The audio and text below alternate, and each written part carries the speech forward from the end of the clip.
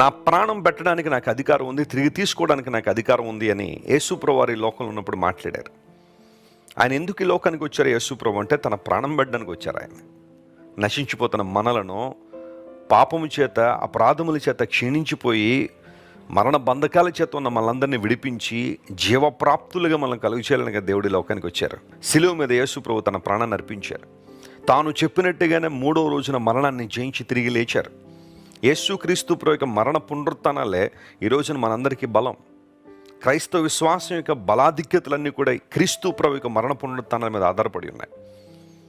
అవే మనకు రక్షణ ఇస్తున్నాయి, నీతిమంతులుగా తీర్చబడడానికి అవకాశం ఇచ్చాయి.